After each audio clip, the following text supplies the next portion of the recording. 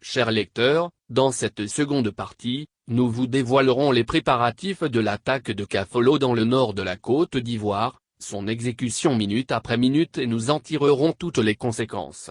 L'inquiétude qui s'empare des soldats sous-équipés et maltraités nourrit à présent le risque d'une désintégration du pays. La préparation de l'attaque. L'attaque du 11 juin 2020 contre nos forces de défense et de sécurité n'aurait jamais dû avoir lieu, parce que nos forces armées avaient tous les moyens de tendre une embuscade aux assaillants et neutraliser définitivement la cellule djihadiste Hamza en Côte d'Ivoire. Mais que non. Malgré les appareils d'interception téléphonique sophistiqués et performants, nos militaires n'ont pas été alertés et n'ont pas vu venir, pour ainsi dire, ce massacre planifié sous les yeux de nos espions. Pourtant à Con, tout le monde savait l'histoire de ce Dozo qui, en mai dernier, a surpris les terroristes dans leur repère en pleine nuit et a réussi à s'enfuir pour prévenir la gendarmerie de Con. Malheureusement, rien n'a été fait. Et cette histoire est hélas confirmée par les écoutes téléphoniques effectuées sur le téléphone du djihadiste Saïdou Sékou.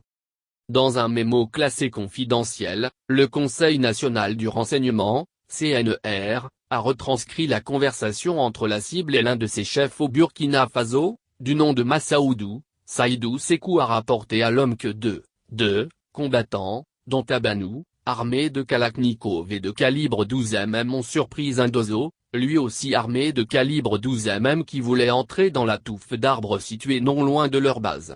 Ils l'ont pourchassé, mais ce dernier a pu s'échapper. Il a demandé à l'homme de rester joignable, car Migdad, SAP, voudrait lui parler. Il lui a instruit de rendre compte de leur échange à Tanimou tout en ajoutant qu'Abdoul Bari est reparti à Con. Le combattant a confié à Massaoudou que les combattants n'ont pas eu le temps d'identifier le Dozo, mais ce dernier est venu du sud de la base et a fui par la même direction. Cependant, ils sont prêts à exécuter toute instruction de la hiérarchie. Le combattant a ensuite dit à Massaoudou qu'il va délocaliser sa base, même s'il pense que le Dozo n'a pas le courage d'aller les dénoncer. Sauf que le Dozo les a dénoncés et aucune opération n'a été menée contre eux par les autorités ivoiriennes. Les renseignements nous indiquent que les combattants ont commencé à se regrouper le 6 juin 2020, en vue de l'attaque du 11 juin, un élément d'un groupe de combattants a confirmé à un second combattant appartenant à un autre groupe, qu'ils rejoindront sa position aux environs de la prière de 14h afin que les deux groupes voyagent, SAP, ensemble. Le combattant du second groupe a promis de croiser le premier groupe à pied dans la brousse et devra les aider à trouver à manger.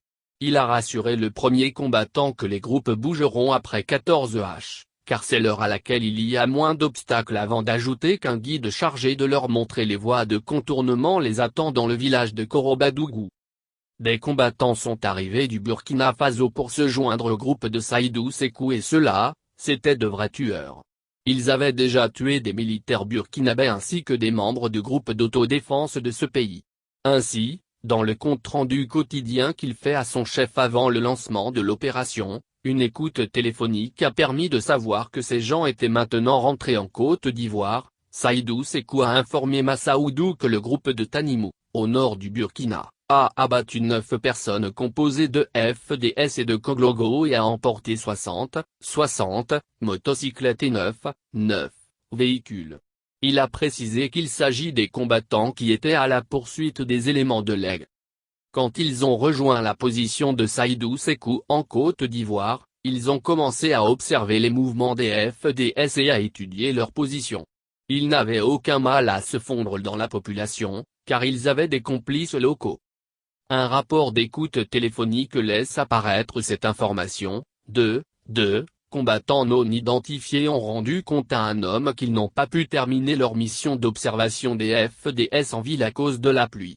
Ils ont néanmoins fait ressortir que le camp principal des FDS, non clôturé, se trouve à proximité d'un centre de santé, mais qu'ils n'ont pas eu le temps d'observer le poste de contrôle situé vers le pont. Les combattants ont précisé qu'ils ont un hôte dans la ville chez qui ils ont passé la nuit avant d'aller observer le matin. Une autre fiche de renseignement datant du 6 juin 2020 à 6h49 indique ceci. Un combattant non identifié a rapporté à un homme que les FDS ne campent plus au village voisin de leur localité, mais elles patrouillent fréquemment.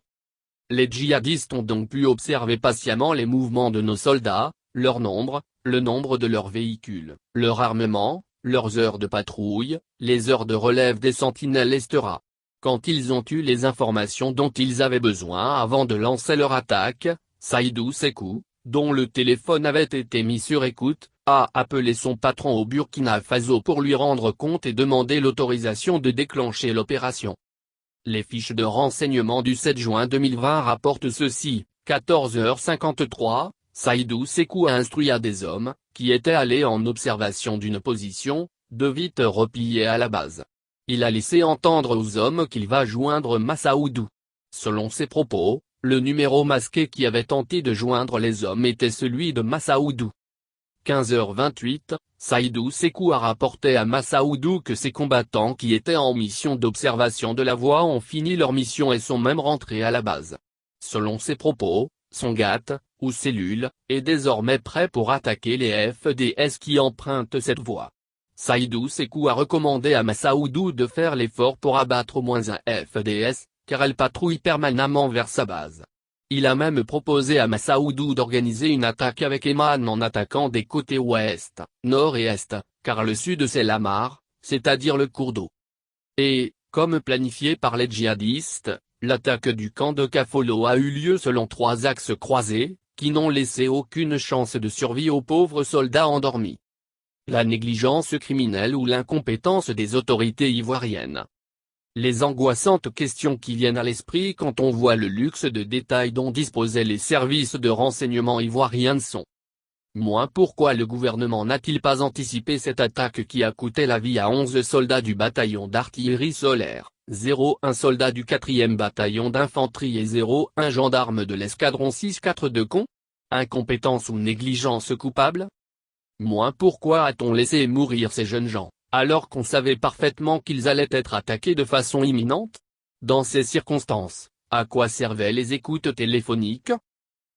Pourquoi n'a-t-on pas détruit le nid des djihadistes, le jour où le chasseur d'Ozo les a débusqués et a réussi à alerter les gendarmes de Con en donnant leur position exacte?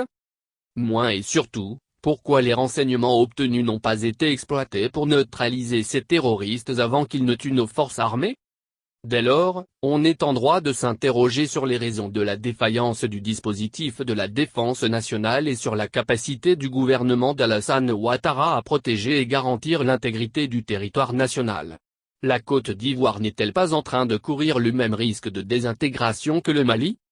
Est-ce que ce fonctionnaire du Fonds monétaire international, FMI, qui avait promis la prospérité aux Ivoiriens, à moins de 5 mois de son départ de la présidence, abandonnera la Côte d'Ivoire aux mains des djihadistes? Un péril que les Ivoiriens dans leur pire cauchemar n'ont jamais envisagé. L'inculture et la méconnaissance du président Ouattara du phénomène terroriste, notamment djihadiste, l'ont conduit à engager la Côte d'Ivoire dans un engrenage effroyable pour notre pays. La spécificité de l'État islamique dans le Grand Sahel, est que ce sont surtout des combattants de l'ethnie Peul. Cette ethnie nomade, composée essentiellement d'éleveurs, qui sillonnent le Sénégal, le Mali, la Guinée, le Burkina Faso et la Côte d'Ivoire est connue de tous les Ivoiriens.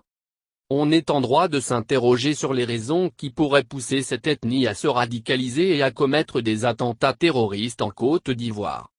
En réalité, c'est la bravade, la mauvaise communication et la médiatisation d'un rôle surfait de la Côte d'Ivoire dans la lutte contre le djihadisme, qui allumeront les projecteurs de tous les groupes djihadistes sur notre pays. Cette ethnie a été prise dans la nasse de la guerre que livrait l'armée malienne aux Touaregs, au nord de ce pays. Une guerre qui a engendré des dérapages qui ont fait craindre aux Peuls un risque génocidaire. C'est ce que révèle le très sérieux quotidien français Le Monde, le 13 juin 2020. Il rappelle le massacre de la communauté Peul du Mali avec la complicité bienveillante de l'armée malienne. Les opérations visibles de l'armée ivoirienne auprès des armées burkinabè et maliennes, n'ont pas échappé à la vigilance de ces groupes djihadistes. On remarquera qu'une approche différente de la question par le Sénégal et la Guinée-Conakry ont prémuni ces pays d'attaques terroristes jusqu'à ce jour. Le moral de notre outil de défense et de sécurité, qui est notre armée nationale, est au plus bas.